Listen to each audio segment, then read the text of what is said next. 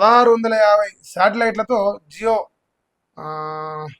Broadband అంట Reliance భారీ ప్రణాళిక చేస్తుంట. దేశ టెలికాం రంగంలో విప్లవాత్మక మార్పులు తీసుకొచ్చిన ముఖేష్ అంబానీతో రిలయన్స్ జియో ఇప్పుడు అంతరిక్షంపై దృష్టి పెడుతుంటారు. మరి శాటిలైట్ బ్రాడ్బ్యాండ్ డైరెక్ట్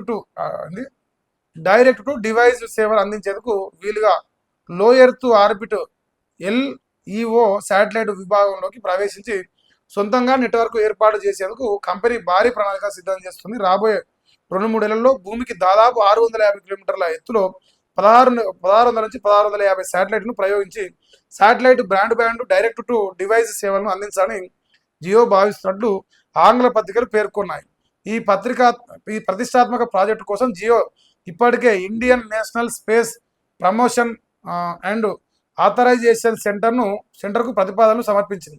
అధికారులు ఈ సాంకేతిక నిర్మాణ ప్రతిపాదనను పరిశీలిస్తున్నారు. ఈ ప్రాజెక్టుకు అనుమతి లభిస్తే ప్రస్తుతం విదేశీ సంస్థల ఆధిపత్యం నడుస్తున్న LEO శాటిలైట్ విభాగంలోకి అడుగుపెట్టిన తొలి భారత సంస్థగా రిలయన్స్ జియో చరిత్ర సృష్టించనుంది. జాతీయ భద్రతా కారణాల దృష్ట్యా విదేశీ శాటిలైట్ ఆపరేటర్లపై ఆధారపడకుండా ఉండే అవకాశం కూడా ఉంటుంది. సో డైరెక్ట్ బ్రాడ్బ్యాండ్ కనెక్షన్ కోసం శాటిలైట్ టు డివైస్ ప్రొవైడ్ చేయడం కోసం మరి 1650 శాటిలైట్ను ప్రయోగించే అవకాశం అంట భూమికి 650 కిలోమీటర్ల ఎత్తులో. సో ఇది స్పేస్ ఎక్స్ అట్లాంటి కంపెనీలతోని కొలాబరేట్ అయి చేసే అవకాశం ఉంది. ఇప్పుడు అమెరికాలో స్పేస్ ఎక్స్ కూడా గట్లనే సక్సెస్ అయ్యింది ఈ శాటిలైట్ రంగాల్లో. అదొక వార్త. మరి భారత యూజర్లు జియో వాడే ప్రతి ఒక్కరికి మరి ఇది గుడ్ న్యూస్ బ్యాడ్ న్యూస్ మీకు చెప్పాలి. ప్రీమియం మాత్రం పెరుగుతుంది, పైసలు సంపాదించాలి, అన్ని మన మీద సంపాదించాలి. ఆర్థికం అతలాకుతలం అవుతుందంట.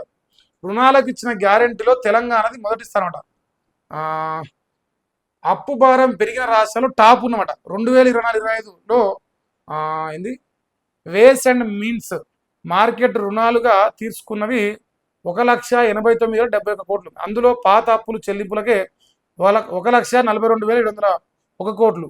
ఈ సంవత్సరం 323 రోజులు బదుళ్ళు ఓవర్ డ్రాఫ్ట్ వినియోగం 2015-16, 24-25 మధ్య పరిస్థితులను విశ్లేషించిన కాగట.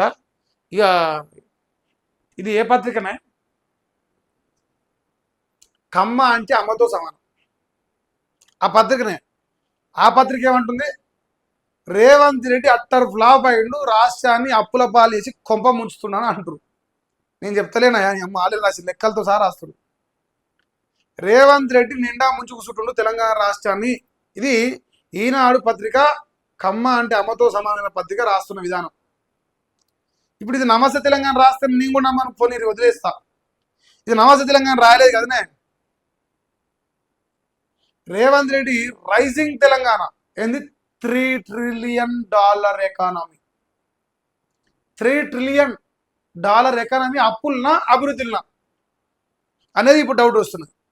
నాకు తెలిసి ఒకవేళ $3 ట్రిలియన్ రీచ్ అవ్వాలంటే మనం అప్పులలో రీచ్ అవుతాం. ఇదే ముఖ్యమంత్రిగా ఉంటే భవిష్యత్తు వరకు కూడా. కానీ అభివృద్ధిలో మాత్రం కావాలని నాకు తెడతెల్లం అయిపోతాను. మీ పేపరు, మీ పత్రిక, మీ పత్రిక రాసిన విధానమేనా ఇది? లేపితే లేపాలి కదా. ఇంకో రేవంత్ రెడ్డి బ్రహ్మాండంగా ఉంది, అభివృద్ధి బాగా చేస్తుండు, పథకాలు బాగా ఇస్తుండు అని చెప్పాలి కదా. పాత అప్పులకు తమకు వచ్చింది 1,02,000 కోట్లట. వాళ్ళు చెప్తారు లెక్కలు. మరి ఉన్నది మొత్తం అప్పులకే కట్టినా నువ్వు చెప్పుకుంటున్నావు. మనం తెచ్చిందే 3,00,000 కోట్లు అప్పాయే.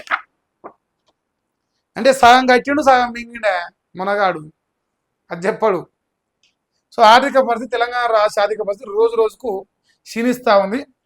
ఫ్యూచర్ అని రైజింగ్ తెలంగాణ కాదు నాయన, ఫాలింగ్ తెలంగాణ అని పెట్టుకోవాలి దాని పేరు ఇప్పుడు రేపటి.